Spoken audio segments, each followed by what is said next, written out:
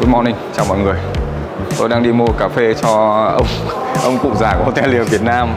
Đây. Xin chào. Đã nghe thầy nói xấu mình có phải ông già đâu. Mình đang ở đâu đây anh? Thế thì phải chào cháu. Chào mọi người.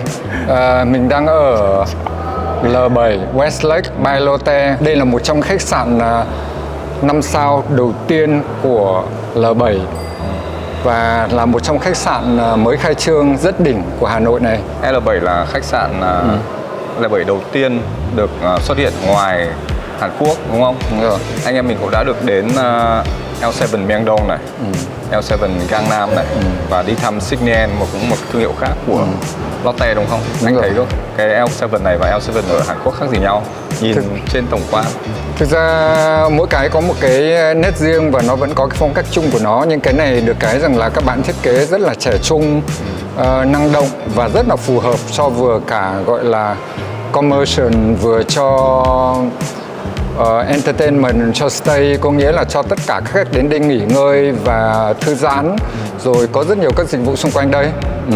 Nhưng anh biết không, L7 thương hiệu này là dành cho millennials. Dành cho các bạn trẻ. Em là hơi trễ với millennials. Thế tại sao lại còn lôi ông cụ đến đây nữa? Thôi, gặp bác chuyên gia thì mình đi xem. Ok. Ở khu vực này là quầy Lush Salon, tức là quầy cà phê thì của khách sạn, đúng không? Đúng rồi. Bây giờ anh em mình sẽ đi từng khu vực này, đi qua sảnh này, sau đó mình lên sang phòng này, rồi mình qua các khu vực nhà hàng, bể bơi. Ở đây bể bơi cũng rất đẹp, và có một cái bar cũng rất là đặc sắc. Đó. Và tối nay thì em sẽ xin mọi người mời anh ở lại đây một đêm, và sáng hôm sau anh ăn sáng cho mọi người biết trải nghiệm như thế nào. Được không?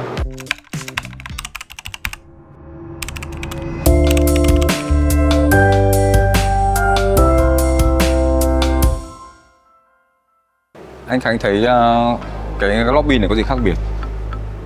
Mình đang định hỏi bạn là uống cà phê có ngon không đã chứ, thì có cảm hứng mà nói chứ. Cái này Ethi, nguyên chất hay sao á, xịn lắm, rất được. Trộm vía giá hơi cao. Cà phê ngon, nói để cháu cảm xúc, tại vì ở cái sảnh này nó cũng rất cảm xúc. Cái đầu tiên mình thích nó là cái sảnh này trần rất cao, Hiệp thấy chưa? Cao luôn nhá. Vào sẽ cảm giác cái bề thế nó rộng hơn là cái đầu tiên. Thứ hai nó kéo rất dài từ đầu này đến đầu kia, cho nên khi mọi người check-in, mọi người đi được rất nhiều cửa này, vẫn vào trung tâm được này, rất tiện này. Rất nhiều cửa luôn. Đúng rồi. 4 cửa, 4 đến 5 cửa. Đây là cửa chính này. Màu sắc ở đây cũng rất là thích. Một là Hiệp thấy này, mọi người vẫn ốp, cảm giác rất gỗ, rất ấm cúng, đúng không? Màu xám, nhưng màu này cũng rất hợp với các bạn trẻ. Mặc dù đáng lẽ màu xám là dành cho những người như mình, đúng không? Nhưng đây mọi người, cái cách mà người đang kết hợp hài hòa màu sắc nó rất là thích. Đây có nhiều các cái vòm cửa để mọi người đi qua đi lại check-in cũng rất hay luôn. Đấy. Em thấy họ sử dụng những cái chi tiết gạch để lấy cái không khí này, và trang trí cũng rất đẹp. Đúng rồi. Gạch này giống như là cái gạch thông khí ở các cái ngôi nhà miền Duyên Hải, miền Trung này. Cái họa tiết hoa văn cũng đẹp, rất nhẹ nhàng mà rất là đẳng cấp luôn đấy. Nhưng điều em thấy khác biệt đầu tiên đó, thứ nhất là ở những cái L7 ở Seoul hay ở Myeongdong hay với Gangnam, hai chỗ là những khách sạn L7 đấy thì ngay lập tức thứ nhất là em thấy sảnh không ở tầng 1. Anh nhớ không? Khi mình check in ở khi đi công tác là sảnh ở tầng 3.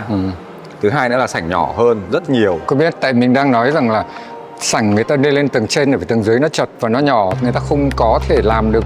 Còn đây cái sảnh rộng này thì khách check-in đây tiện hơn rất nhiều chứ, đúng không? Cái điểm là em thấy khác một điểm nữa đấy là ở trên cái L7 original cũ là rất là nhiều tác phẩm nghệ thuật kiểu theo kiểu trẻ trung, theo kiểu mới mẻ. Có những chỗ thì để hẳn cả cái xích lô lên, có những chỗ là những cái xe đạp, rồi những bức tranh trừu tượng. Nhưng ở cái L7 này là một không gian hoàn toàn khác, rất là thoáng và rất là thoải mái. Các đoàn check-in đây cũng tiện, các gia đình đến đây cũng tiện. Tại vì gia đình có các em bé khi check-in đây nhá, có nhiều chỗ để các bạn ấy đi lại, ngồi này, thích hơn. Đây vừa nói tác phẩm nghệ thuật đã thấy luôn mấy cái tượng. Đây chắc là mấy cái dạng như mấy con tốt, đúng không? Đúng rồi. Của Lễ Tân, ở đây là có một Le Clé d'Or. Bây giờ em là như kiểu đại sứ truyền thông của tổ chức chìa khóa vàng ấy, đi đâu cũng phải tìm chìa khóa vàng. Mình cũng phải đi tìm ông ấy ở đâu nhỉ? không cần phải tìm đâu, bạn Bình thì luôn luôn available ở xung quanh đây, rất đơn giản. Đây, phòng nấp sau cây chuột. Chào Bình, đấy, thiêng lắm, nói cái là thấy xuất hiện luôn. Rất vui được gặp anh, rất vui được anh em. Anh phải, mặc dù Hiệp đã nói rồi nhưng vẫn giới thiệu lại cho mọi người trên kênh Hotel Việt Nam, đây là bạn Bình, chìa khóa vàng. Bình bố trí cho bọn anh đi xem phòng khách sạn nhỉ? Dạ, chắc chắn rồi anh ạ. Bạn sẽ thành phòng ngay bây giờ. Ok, cảm ơn em.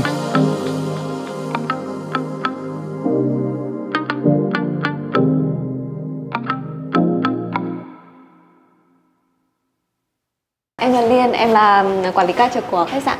Thì hôm nay em sẽ dẫn các anh đi xem một số phòng tiêu biểu bên em. Thì tổng số phòng của khách sạn L7 thì sẽ là 264 phòng. Và một điểm đặc biệt ở khách sạn là tất cả các phòng ở trong khách sạn này thì đều có ban công. Và sẽ có hai hướng chính là hướng hồ và hướng thành phố. Thì ngoài ra thì khách sạn có cái hình thiết kế theo như là hình con rồng hướng về phía hồ Tây ạ. Hiện tại thì đây là cái phòng tutorial hướng hồ của bên em.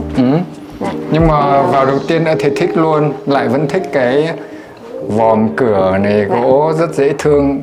Lại đố Hiệp, tại sao anh thích cái vòm này biết không? Vì nó cũng giống cái vòm của nhà anh luôn. Flexing nhà đẹp. Đúng rồi. Giống như ở dưới sảnh ấy, thì nó sẽ cũng có những cái thiết kế mái vòm như này ở trên. Thế hôm nay anh nói là lobby anh rất thích là vì có những cái vòm như thế nhỉ? Dạ, một điểm đặc biệt ở trong cái thiết kế của bên Lotte là thiết kế của các phòng này là thiết kế tối giản, nên là mình sẽ thấy là những cái phòng này nó có cái trang thiết bị nó cũng đơn giản và những cái gì nó cũng nhỏ nhỏ xinh xinh.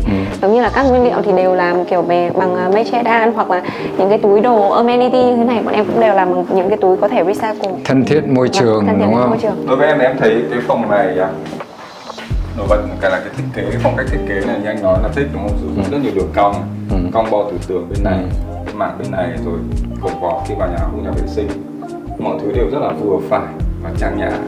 Mình định nói là nhiều đường cong nhưng nó lại không rắc rối, đúng không? Rất tinh tế, rất ổn, nhẹ nhàng. Mọi người có thể nhìn thấy cái đầu giường này cũng rất đơn giản nhưng vẫn rất đẹp. Mọi người cứ phải đi in tranh rồi in ảnh làm những cái này khác, nhưng thứ là các bạn thiết kế làm rất là đơn giản. Cái mảng màu thế này rất là vừa phải, ổn.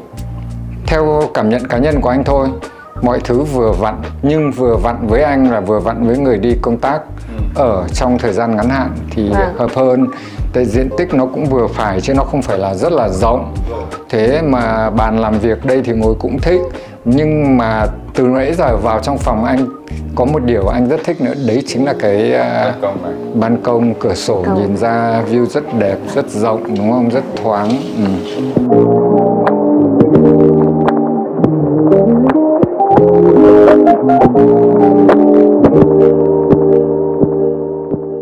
Vâng, thì đây ạ, mình đang ở trong không gian của phòng Studio Suite của bên em. Thì phòng Studio Suite thì bên em sẽ có tổng cộng là 9 phòng, giải rác từ tầng 7 đến tầng 18.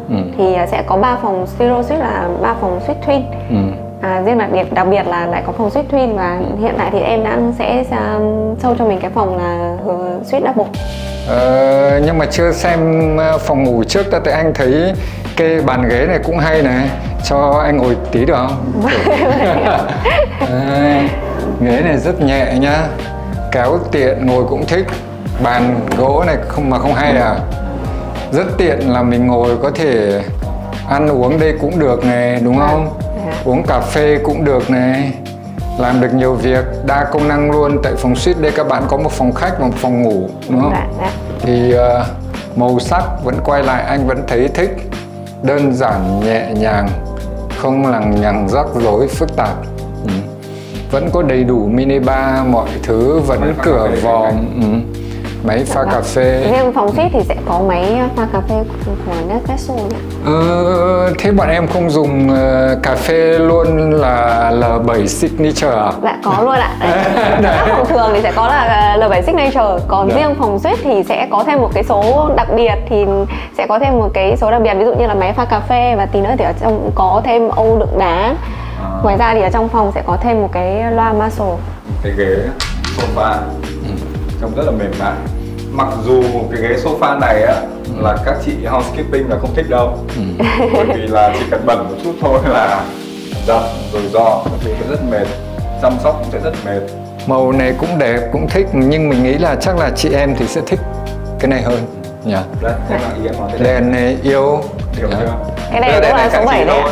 Vâng, đúng rồi. nhưng mà nó cũng là hình số 7 Có nghĩa trong đấy, L7 đang định nói mà. Xong rồi cũng lại view thích. Tổng diện tích phòng này thì nó sẽ khoảng là 130 m². Ở đây thì có Cả mấy khu nhà vực. vệ sinh này.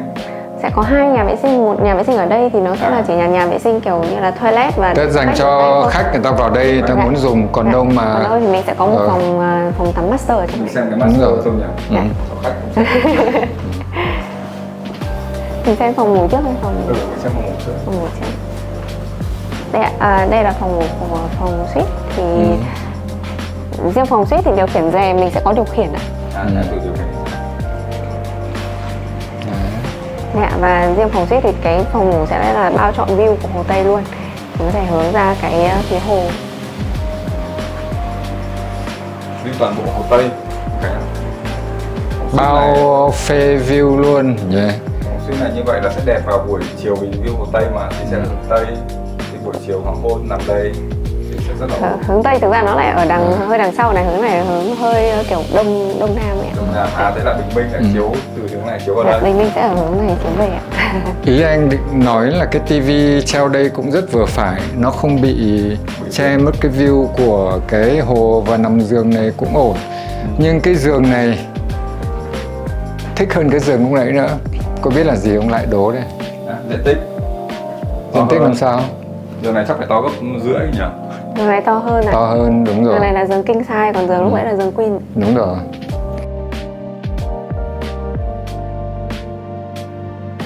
Phòng suite thì sẽ có thêm cả bồn tắm và phòng shower ạ. Phòng tắm đứng và phòng tắm Bồn tắm riêng. rất to nha anh Khánh nhá. Không có nhỏ nhỏ xinh xinh đâu. Thoải mái.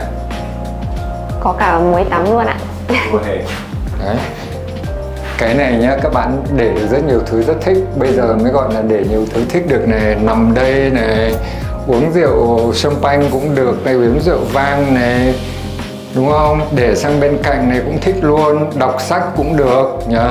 Khách mà có đặt những cái gói trang trí thì bọn em sẽ trải hoa, set hoa, đấy. nến, chữ ở Xin đây. mời ông Hiệp honeymoon. Bồn tắm nhá. Nhưng mà vị chanh rất thơm. Rất là dễ Có chịu em luôn. người nữa đấy. Một số khách sạn thấy hay dùng muối hồng. Đúng rồi ạ, muối hồng mà đóng gói ạ. Khác đi một chút. Có vị chanh rất là dễ chịu.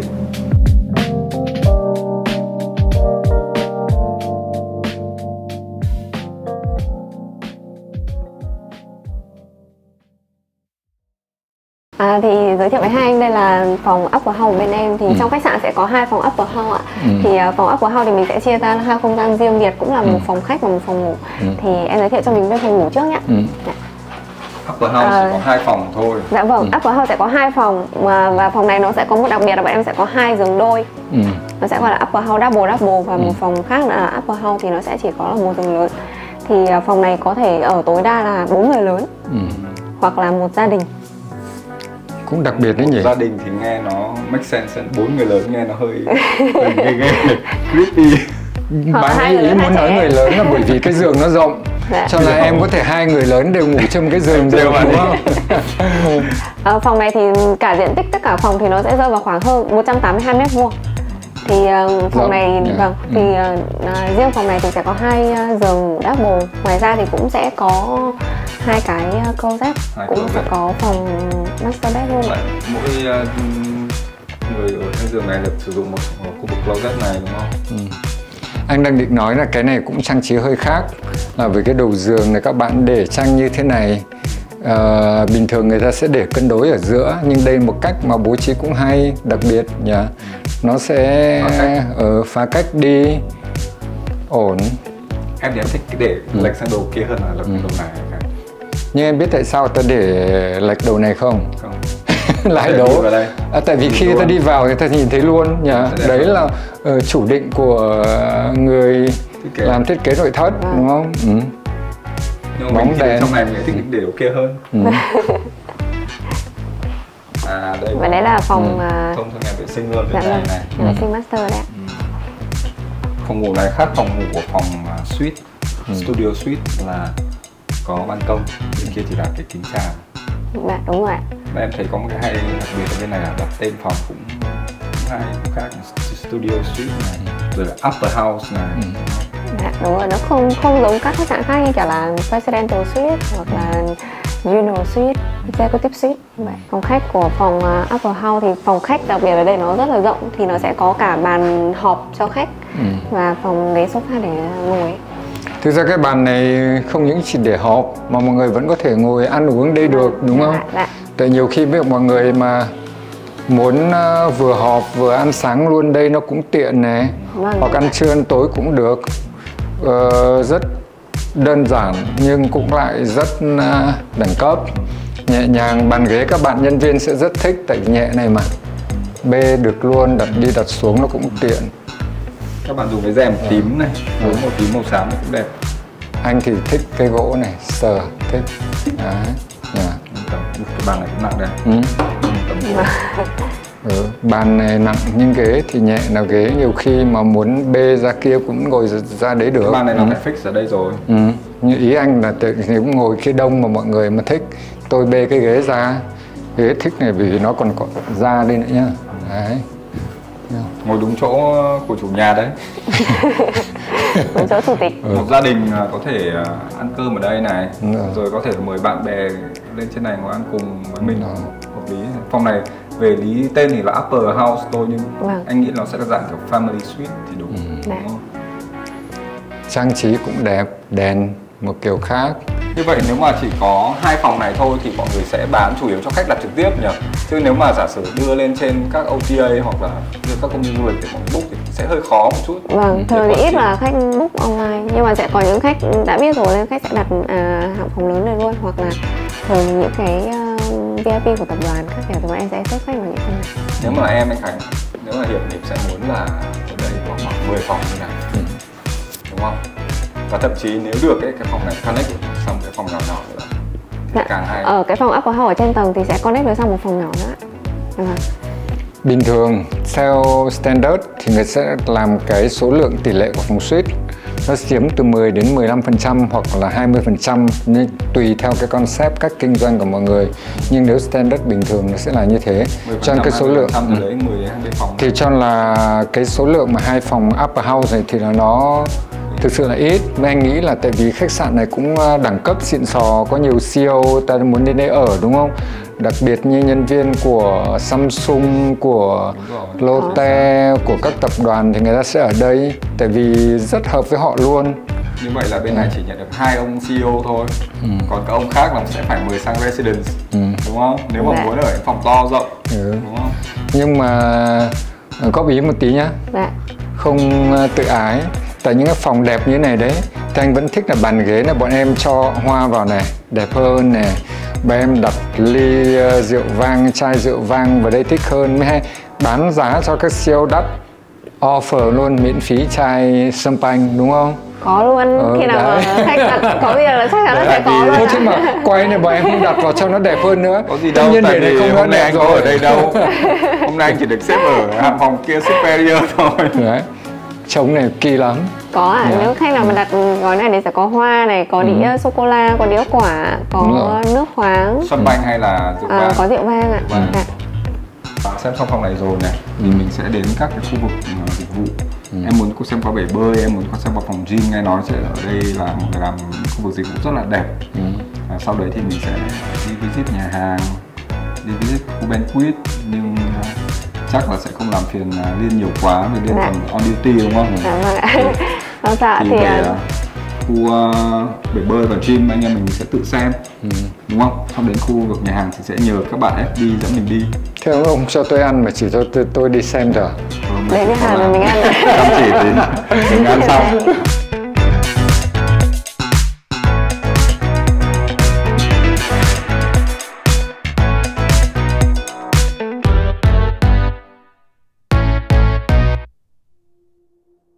Anh thấy mọi người đặt tên xịn không?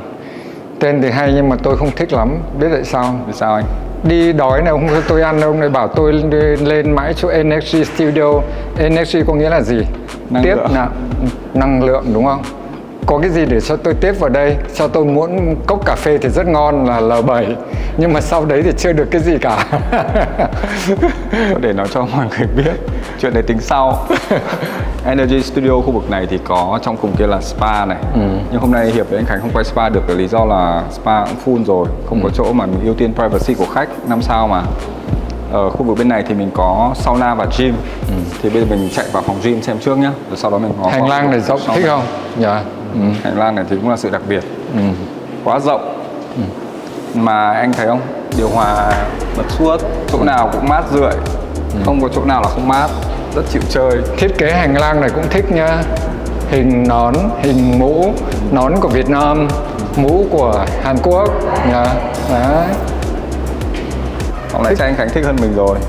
Anh thấy sàn gỗ sàn gỗ nhiều trang thiết bị hiện đại.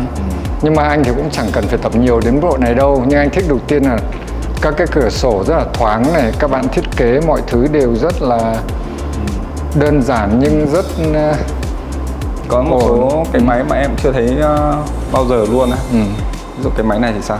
Máy này tập gì anh Khánh? Cái này có thể tập chân được, ngồi vào đây, đẩy chân lên, đùi, đúng rồi. Thon gọn, dành cho chị em. Không, anh em tập cái này mọi người thích cũng thon chân, tập đùi mà. Cái máy tập đi bộ cầu thang này. Đấy, những cái máy này là rất là hiếm, các khách sạn khác không có. Đúng rồi. Hầu như các khách sạn em thấy hầu như là tạ tay này, cardio chạy này, đạp xe này, để một số cái làm tập vai thôi. Ở đây còn thấy đi bộ này, rồi những thiết bị tập chân, tập đùi này, rất nhiều máy chạy, cardio.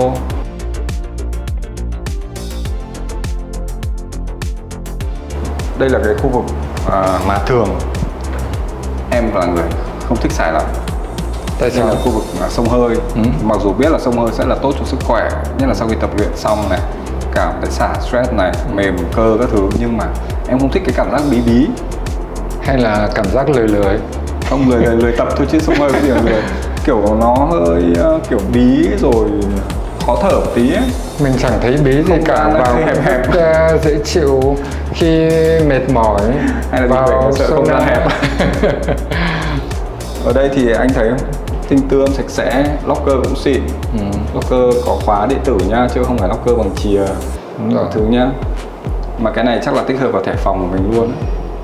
Tại em không nhìn ngoài kia mọi người ghi luôn là cho hotel, cho resident riêng, cho mọi người dùng thẻ luôn được. Thế xong rồi có cả ghế cũng xịn, đặt luôn để ngồi đây nhờ.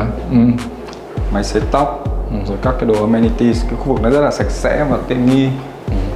Bên này là nhà tắm anh Khánh này. Ở đây thì như thế mình thấy có một bên là sông, là bên này là sông ướt, và bên này là sông khô.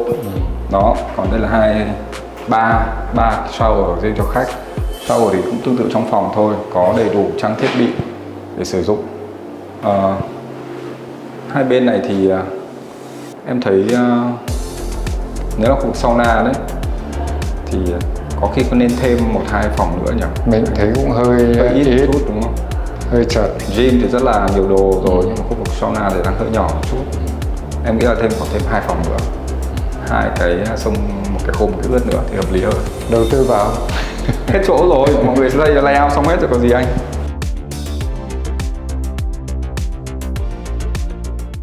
Ở khu vực này ban nãy em quên mất nói với anh Khánh là có một cái nơi rất là hay, là khu vực Golf Zone Park, chơi giả lập, tập đánh golf, rất là hay cho khách Hàn Quốc, đúng không?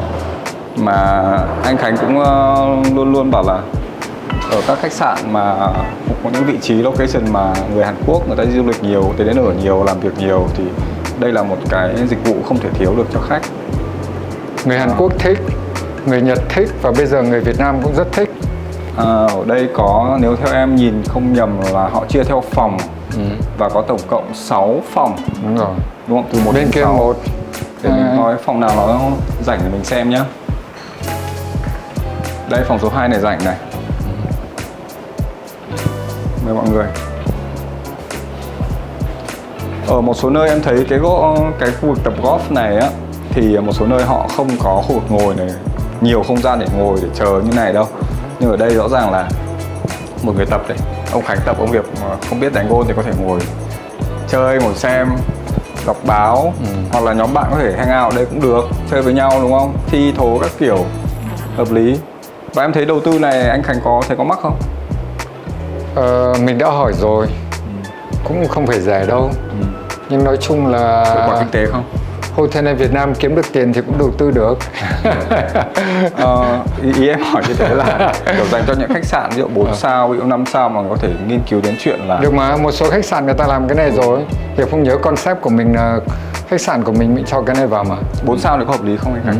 Tại sao lại không? Đây là một cái dịch vụ như là ở các nước phát triển ấy, đặc biệt là Hàn Quốc ấy, thì Hiệp thấy rất là nhiều. Gần như là chỗ nào cũng có, kể cả những trung tâm thương mại cũng có, chứ không có cứ là trong khách sạn. Nhưng Việt Nam mình cũng đang hơi hạn chế, mặc dù trào lưu phong trào đánh golf là lên rất là cao. Hy vọng là còn gặp được những cơ sở kinh doanh có khu tập golf này. Và hy vọng rằng khách sạn của HNK Hospitality cũng có cái này. Đấy, tiếp theo anh nhỉ? Thì ở khu vực này là ở phía tây thành phố đúng không? Bên kia thì có Intercon này, Sheraton này. Cái đầu bên kia hồ nữa thì có G5 Marriott này. Nhưng ở khu vực này thì chắc là đây là cái 5 sao lớn đầu tiên. Và cái này thì có một cái Grand Ballroom rất lớn. Em biết rồi, em cũng thích mấy cái convention hotel mà. Tuy nhiên thì cái L7 thì không thể gọi là convention hotel được, bởi vì không quá tập trung vào phần hội nghị hội thảo. Nhưng một cái phòng hội thảo thế này anh Khánh thấy sao? Ổn đầu tiên là từ lúc mình bước lên đây, vào đây, thích cái đầu tiên là thảm ở đây rất êm, màu sắc rất nhã nhặn, rất ổn đúng không? Đúng rồi. Cái thứ hai là ngoài tường kia các bạn ấy để những cái gạch xây lên trên, xung quanh hoa văn cũng rất đẹp, rất ổn. Bình thường người ta sẽ không đặt những cái gạch ở đấy, nhưng mà cái này đặt lại vẫn rất hợp. Thứ ba là cái sảnh. Cái phòng họp ở đây được các bạn ấy là cái trần rất là cao. Cao cho nên là làm cái gì cũng dễ, cũng tiện các sự kiện đúng không? Từ giới thiệu sản phẩm cho đến đám cưới rồi ca nhạc mọi thứ. Tiếp nữa là cái không gian nó rộng, không có cột thì cũng sẽ thích. Tổ chức mọi thứ đều ổn. Các bạn ấy có cả ngoài này một không gian đệm, nhưng nó thích là nhìn là biết ngay là có cửa ở đây nhá. Có thể đóng vào mở ra. Khi mà số lượng người ít thì mới tổ chức trong này, ngoài này làm trà, cà phê, tea, coffee break, đúng rồi. Partition đây. Thế còn nếu như mà rộng mà khi cần thêm chỗ thì các bạn có thể đặt luôn đây được luôn, bàn tiệc cũng được đúng không? Anh Khánh là một chùm tiệc cưới mọi người nhá. Đã từng sở hữu một trong những trung tâm tiệc cưới lớn nhất Hà Nội. Em thấy hơi tiếc một điều là cái này cái này em đoán chắc chỉ là khoảng 400 đến 600 khách tùy setup. Cái này khoảng độ 500 khách ngồi kiểu lớp học như này. Còn tiệc bàn tròn thì các bạn ấy chắc là được 350 đến 400. Nếu mà với cái số lượng phòng ở đây này, rồi cả bên khu căn hộ này và cái vị trí đặc biệt thế này, thì nếu mà phòng hội thảo mà nó lớn hơn nữa thì nó sẽ hút được các cái sự kiện thích hơn về đây. Nhưng cái này vẫn làm cho các khách họp hành corporate được đúng không? Tại các bạn còn có một số các phòng họp nhỏ nữa cơ mà. Với cả những cái ở đây em thấy có 1, 2, 3, 4, 5 màn hình chính, nhưng mà không có cái màn nào là màn LED cả. Hơi tiếc, nếu mà ở đây mọi người đâu có thiếu tiền đâu, xịn mà, tất cả mọi trang thiết bị đều rất tốt. Mà có những cái màn hình LED nữa thì đỡ phải thuê này và tối ưu được cho khách hàng. Đợi deal SM như bạn Hiệp, như bạn Chi, các bạn sale với executive, sale manager mang doanh thu nhiều về đây thì lúc ấy lại bài toán con gà quả trứng à? Ở nhưng bên màu kia sắc thì dễ chịu, thích. Ở bên kia thì em thấy còn 4 cái phòng họp nhỏ nữa. Đúng rồi. Nhưng mà thấy đang set up nên thôi hôm nay mình không xem được. Tuy nhiên là ở khu vực này thì cái khu vực tầng 4, đây là tầng 4 đúng không? Đúng rồi. Là mình xem như vậy là cũng là gần hết. Ok.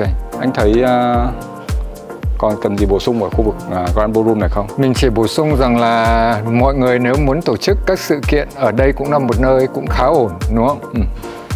Bây giờ mình sang khu vực khác nhá.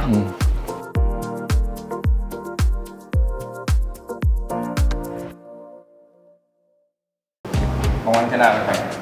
Rất ổn, view rất đẹp, nhìn ra hồ. Còn phòng em như nào? Phòng em cũng nhìn ra hồ, view rất đẹp, rất là hồ. Chào em. Xin chào, welcome to Club Lounge Lake Salon. Dạ vâng, cho em giới thiệu ạ. Em tên là Tùng ạ, nhân viên phục vụ của Tầng Cách VIP. Dạ vâng, cho em xin tên của anh đúng không ạ? Mình là Hiệp, đây là anh Khánh. Dạ vâng, em chào anh Hiệp, em chào anh Khánh ạ. Dạ vâng, cho phép em giới thiệu qua một chút về Club Lounge của bọn em nhé. Dạ vâng, trên này bọn em phục vụ những khách mà đặt phòng club và phòng suite của khách sạn ạ. Dạ vâng, hiện tại thì bây giờ bọn em đang phục vụ bữa ăn tối từ 6 giờ tối cho đến 9 giờ tối. Dạ vâng, sẽ có thêm một chút đồ ăn nóng và một chút đồ ăn thịt nguội và cheese câu cắt ở trên quầy buffet ạ. Ngoài ra thì đặc biệt hơn thì khách có thể được trải nghiệm được làm những loại cocktail mà mình mong muốn. Dạ vâng. Ai chả, cái này thích đấy. Dạ vâng, cho phép em được giới thiệu qua nhé. Dạ đây. Nhưng quan trọng là bạn Hiệp có biết làm không chứ? Cách đây 20 năm, dạ vâng, đã từng xách bình xách bay lên khắp vào đầu. Dạ vâng, thì cho em giới thiệu qua đây là cái xe được trang trí và khách có thể trải nghiệm được làm những loại cocktail mình mong muốn. Dạ vâng, trên quầy thì bọn em có bày biện một chút những nguyên liệu để mình có thể làm những loại cocktail mà mình yêu thích. Ngoài ra thì đây là những loại rượu. Dạ vâng, những loại rượu mạnh thì đây sẽ là 4 loại gin xuất phát từ Việt Nam, xuất xứ từ Việt Nam. Dạ vâng, đúng rồi. Bọn em có những loại cocktail liên quan đến gin giống như kiểu là Gimlet thì sẽ có nguyên liệu là có gin là nguyên liệu chủ đạo này, sẽ có chanh và thêm đường, và sau đó thì mình sẽ shake bằng bình shake này. Dạ. Có đá nữa đúng không em? Dạ vâng, có đá đúng rồi. Thử đi, thử một cái hoa hồi trước đi, rồi xong rồi cảm thấy là chưa đủ đô thì thử thêm lại nữa. Dạ vâng, thế cho em được làm một loại cocktail liên quan đến gin này trước nhé. Dạ. Anh Khánh muốn làm cùng luôn không? Muốn thử không? Bắt chiếc thì bắt chiếc thôi, anh cứ làm trước đây nhỉ? Dạ vâng, thế cho em. Cái này thì từ anh bảo bây giờ như thế là như thế là anh ấy sẽ hack game bây giờ. em chỉ nói thôi. Dạ vâng, thế thì cho anh làm tay chân ông ấy hậu động mà ông ấy làm trông mới hay. Dạ. Ông Hiệp này luôn luôn tìm hàng ngang tại biết anh hậu đậu cho nên là đấy. Dạ bỏ vâng. cái tay cái phần ra. Thế thì em sẽ đọc nguyên liệu và cách làm nhé. Anh có thể tự tay mình làm được một loại cocktail. Về Jigger này sẽ là đầu trên sẽ là 40 ml, dạ, đầu dưới sẽ là 20 ml. Dạ vâng, em mời anh ạ. Thế thì sẽ là dùng 40 hay 20? Dạ vâng. Với gin thì nguyên liệu sẽ là 40 ml, còn các loại nguyên liệu thêm thì em sẽ hướng dẫn là khoảng tầm 20 ml và 15 nữa. Dạ, em mời anh ạ. Cái phụ mở đổ gin trước đi. Gin sẽ là 40 nhá. Dạ vâng. Tay cẩn thận không đổ nhá. Ông đừng có làm cho tôi run không thể về. Nói đùa chứ cái này có gì mà phải run. Hỏng thì sẽ làm cái khác đúng không? Dạ vâng. Dạ rồi ạ. Rồi đổ vào đây đúng không? Dạ vâng, đúng rồi ạ. Rồi. Xong rồi cái thứ hai này. Chanh. Chanh thì sẽ định lượng như thế nào? Nước cốt chanh sẽ là 20 ml thì mình sẽ dùng cái đầu ngược lại. Dạ vâng. Rồi. Đổ đầy dây sẽ là 20 ml ạ. Dạ rồi ạ. Đường thì sẽ là 15 ml. Đường đúng không? Dạ vâng, đúng rồi. Sẽ ép đường ạ. Rồi. Cầm vào đây để cho nó đỡ ấy ra nhỉ. 15 tay run quá. Mới lại dùng từ với ấy ra đấy rồi. Không phải là run mà vì chưa bao giờ làm. Dạ rồi đấy ạ. Dạ đủ 15 ml rồi đấy ạ. Dạ.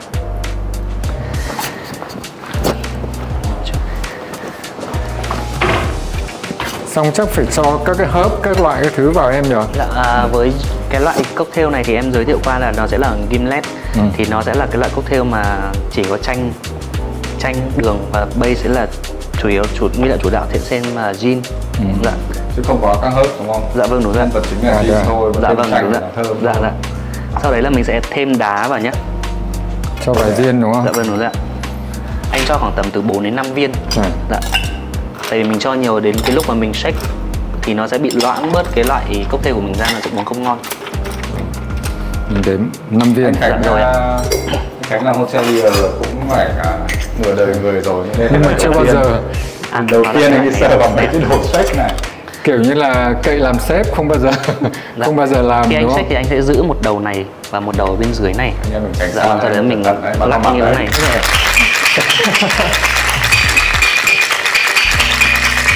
Có được không Hiệp ơi? Ổn đấy, trông có gái đấy. Shake ở trong bao lâu? Mình giữ đến khi nào mà mình shake cảm giác cái phần đá nó tan ra đúng không? Lạnh. Dạ, em nghĩ được rồi đấy ạ. Và tiếp theo là mình sẽ cho khoảng tầm từ 1 đến 2 viên đá vào đây. Cho vào trước xong rót ra không, sau. mình sẽ không dùng đá ở trong này. Dạ, như thế nó sẽ bị loãng. Không, ý anh tức là cho đá trước dạ xong vâng, mới rót đúng không? Dạ vâng, đúng rồi ạ. Cái này sẽ cho bạn Hiệp thử, chuyên gia thử đúng không? Để tôi sẽ dũng cảm thử xem. Đây có thuốc độc cái gì đâu mà lo. Thì nữa em còn phải lái xe đi có việc nữa đấy. 40 triệu. Thế thì nhờ bạn Tùng thử nhé. Rót ra được rồi không em? Mình sẽ giữ thêm một phần cái này nhé, nó sẽ không bị tuột. Sợ nó đỡ rơi. Đấy, chuẩn. Sao hôm nay sân khấu ông Hiệp lại nhường cho mình là thế nào nhỉ? Đẹp trai thì không đứng ra mà làm. Phỏng ra rồi. Anh muốn cho anh được có một sự trải nghiệm mới. Rồi. Dạ. Chứ mình Đấy là mình sẽ để co thêm dạ vâng, một lát chanh ở đây nhá. Dạ, rồi đấy ạ. Trời. Em mời anh ạ. Người này thì có biết được cái gì đâu. Anh nói đùa, thế anh cũng lái xe. Tôi cứ thử nó cũng không sao đâu. Dạ vâng.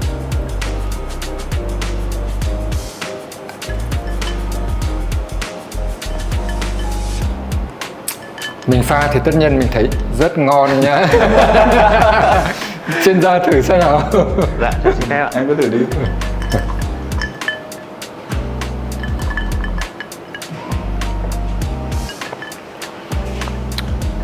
Ngon đấy ạ.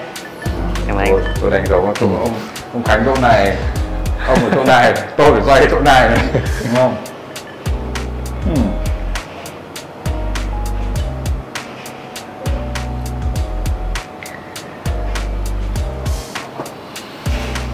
Em có kết luận không anh kết luận hộ?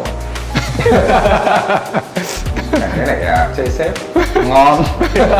Nhưng em nghĩ có thêm tí rượu nữa nhỉ? Dạ vâng. Có hơi thiếu rượu không? Tại vì là nguyên liệu đúng của nó sẽ là 40ml là theo đúng cái nguyên liệu chuẩn đấy ạ. Dạ. Một shot sẽ là 40. Chanh này của em là chanh của mình thường. Dạ vâng, chanh xanh đúng ạ, chanh xanh của mình. Làm một nữa. Không ngon nhưng làm ngụm nữa thì Tùng biết rồi đấy. Túm lại tôi kết luận như này này. Học cốc tay này cũng không phải là khó lắm. Không khó lắm là bởi vì có thầy giáo hướng dẫn rất là mạch lạc, rõ ràng. Thêm lại còn đẹp trai, rất tươi, đúng là dân hospitality đúng không? Mọi người mà đến L7 ở nhá, nhớ thử ra đây thử trải nghiệm tự pha rượu này. Dạ, và giới thiệu lại bạn ấy tên là Tùng. Dạ. Tùng có gia đình chưa? Dạ em chưa. Chưa, xin mời Tùng chưa có gia đình nhá. Pha rượu rất giỏi. Dạ em cảm ơn.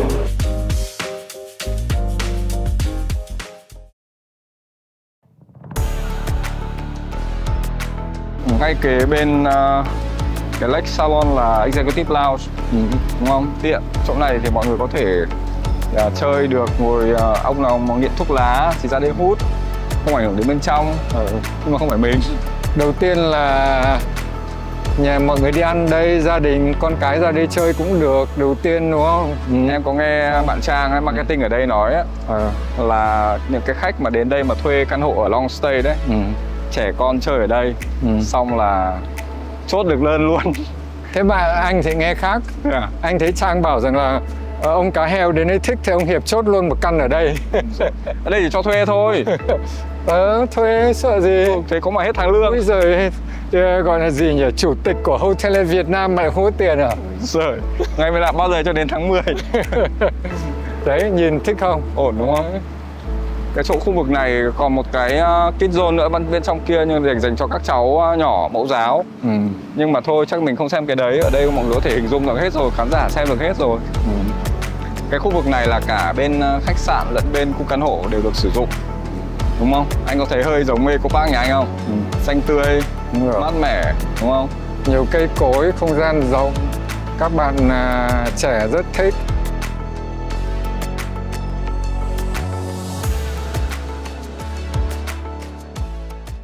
Chào em. Hello và em chào anh Khánh. Thế là chuyển về đây từ bao giờ đây? Vâng, em về đây được 4 tháng đấy. Thế à? Chào anh. Huân đúng không? Vâng, em Huân. Có vẻ hợp với đây đấy nhỉ? Đây là trẻ trung mà, năng động đúng không? Vâng, ở đây thì cái style nó rất là trẻ trung, năng động. Anh nhìn thấy cái thiết kế là ambient như thế. Nó rất là trẻ trung, năng động. Ở đây là Hedonist Bar, một cái bar Hedonist thì nó không biết à? Dùng từ tiếng Việt thì sẽ hơi tức gọi là hoan lạc hay gọi là gì nhỉ? Tức là nơi mà em hưởng thụ. Cứ bảo là hoan lạc. Đúng lại là hưởng thụ. Kiểu thế mà đúng không? Ok. Chào các em. Xuyên suốt hơi sạch lên. Cái gạch này Rất consistent, rất là phong cách theo một cái xuyên suốt luôn. em đang nhìn thấy cái kia kìa. Em ơi, anh Nguyễn này hay không?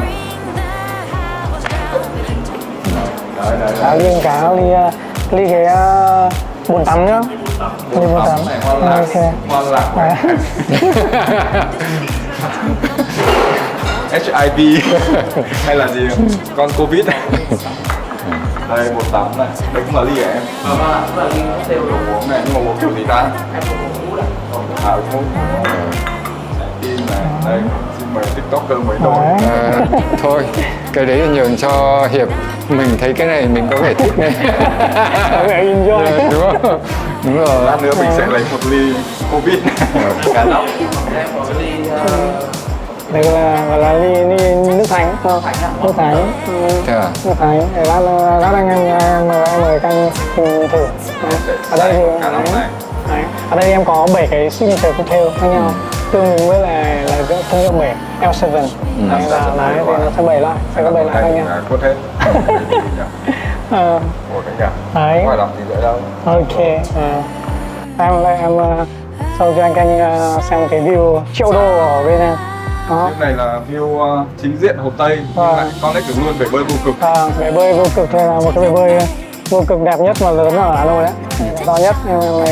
Cái đây em làm một cái event white setting đây rất là phù hợp mùa hè, summer party. Anh để khách ngồi đây có thể bao trọn, anh nhìn thấy mở rộng tầm mắt và view toàn bộ hồ Tây luôn. Hồng ở kia này, Hồ Tây ở đây này, bể bơi vô cực, nhưng mà mình thấy bể vô cực này hơi nhỏ một chút, nhỏ so với số lượng khách ở đây này. Hiệp có biết tại sao bạn Huân này nói view triệu đô không? Đâu anh? Đại đố.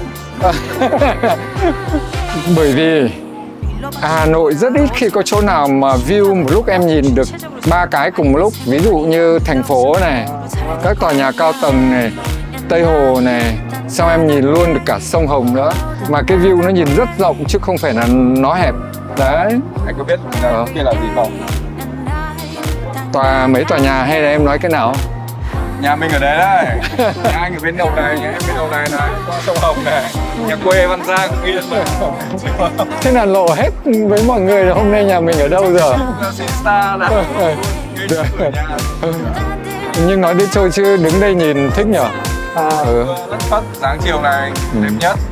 Xin mời vào order cocktail, tôi đang tò mò cocktail. Và anh nghĩ là ngồi sẽ phê đấy đúng không? Em mời anh.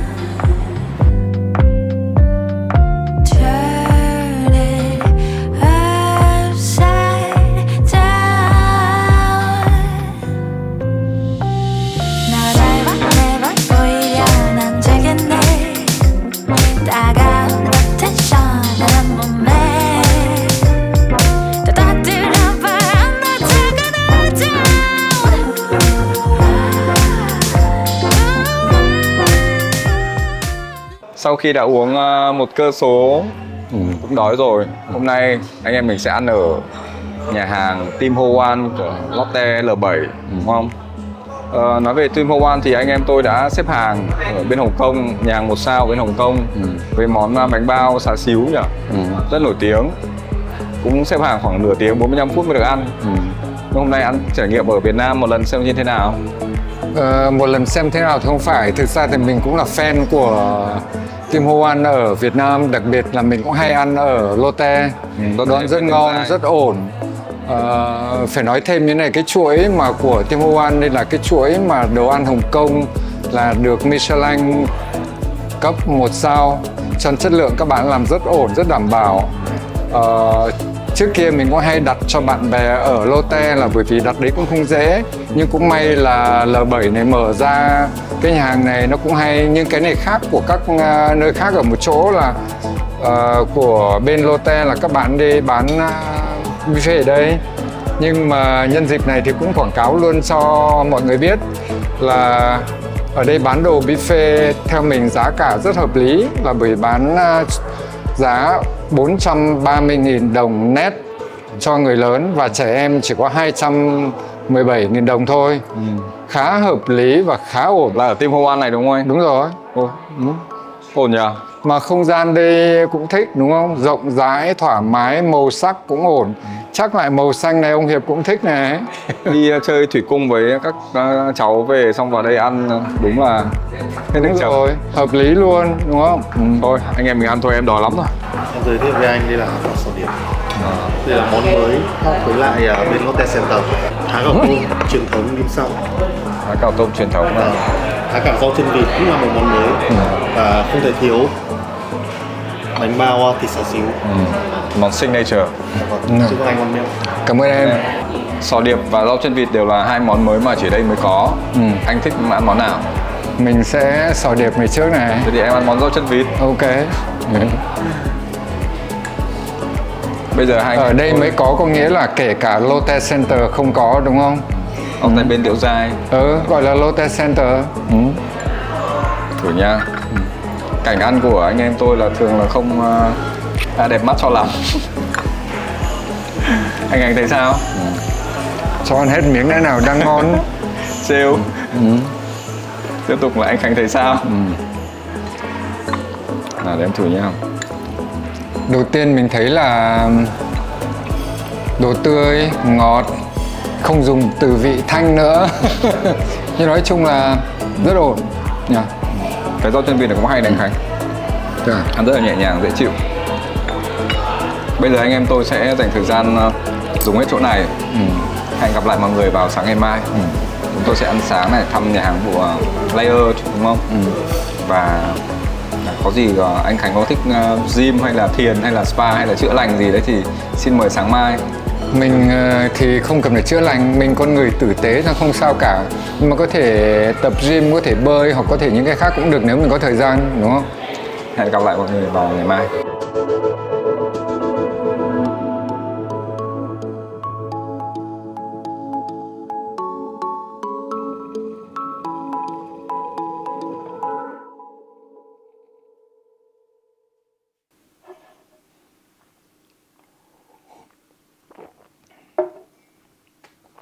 Buổi sáng view ra Hồ Tây rất sảng khoái. Hôm qua tôi thì ngủ rất sâu, phòng rất tiện nghi, không có gì để chê. Tôi nghĩ là đi công tác thì ở phòng này quá ổn. View đẹp cho mọi người thấy không? Tôi cũng thấy rất là ấn tượng với cái cà phê sáng ở đây, L6, L7 Signature Blend Coffee. Đây là dạng cà phê drip, túi giấy lọc ở đây và rót vào. Họ blend rất là nhiều cà ngoại.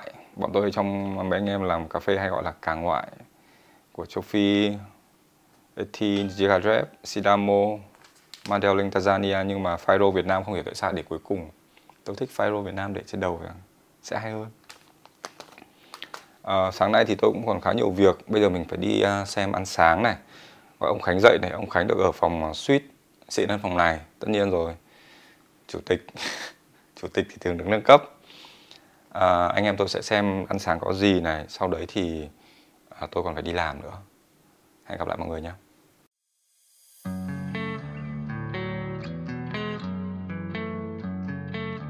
Sáng nay dậy sớm bơi à? Anh gọi điện mãi không được. Đã bơi xong rồi. Em với cũng bắt đầu đói và muốn ăn rồi. Em với bạn Nam định túm anh ở trên bể bơi xem có làm được show truyền hình thực tế nào không, phát biểu cảm tưởng gì không. Em thấy đầu tiên ở nhà hàng này thấy là view rất thích. Đúng rồi, toàn cảnh luôn. Chỗ này gần 360 độ nhỉ. View thành phố, view hồ, view sông Hồng đầu kia. Đây là sẽ ăn hai loại, ăn đúng thực luôn và ăn tinh thần cảm xúc là nhìn ra ngoài hồ. Đây vẫn có góc đồ của đặc trưng của người Hàn Quốc, đúng không? Kim chi, cơm cuộn, tất cả. Cái này em muốn nói đến này. Cơm trộn, đấy. Toàn bộ này là bao nhiêu loại kim chi anh? Kim chi đây là đồ ăn kèm tất cả. Đây là có 6 loại. 6 loại kim chi đúng không? 6 loại size đồ ăn kèm. Mọi người có nhiều sự lựa chọn. Kim báp. Kim chi này là bếp mình sẽ tự làm luôn đúng không? Để đồ homemade. Chào em. Khu bếp hôm nay có gì đặc biệt? Trước khi hỏi bạn đấy thì mình đã biết mình ăn ở đây rồi.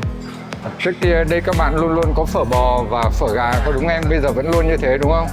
Phở bọn em là phở bò chí và phở bò là phở Việt Nam ạ.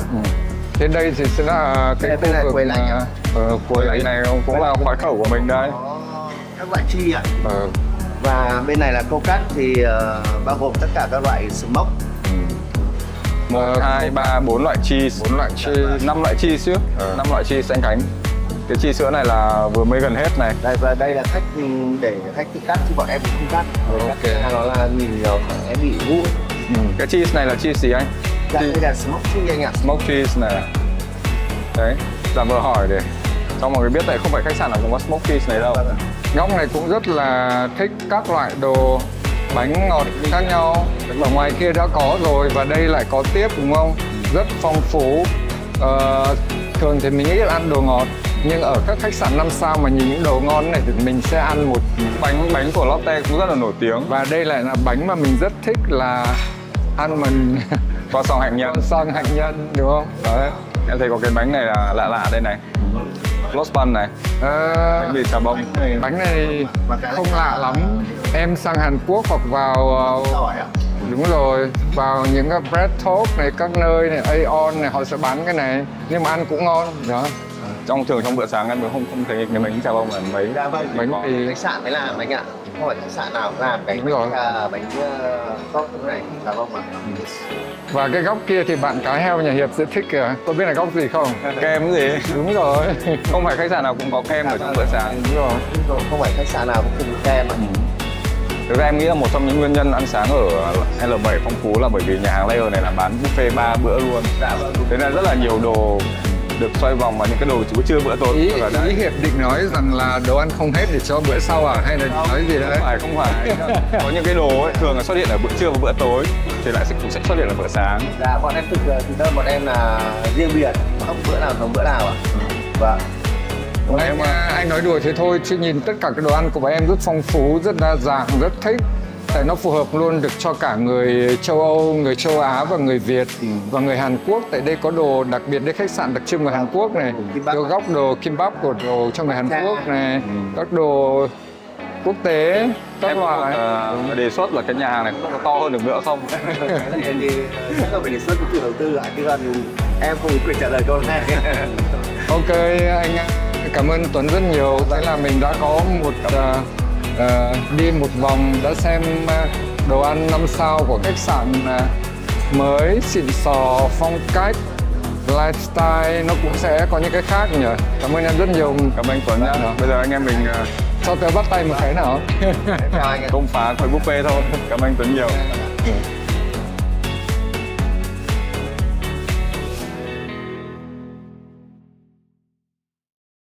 Ăn sáng thế nào anh Khánh? Chán thật, tôi định hỏi thì ông lại hỏi tôi câu hỏi này là thế nào? Anh em tôi bây giờ là ông nào hỏi trước, ông đấy đỡ phải trả lời. Chuyện ban rất siêu.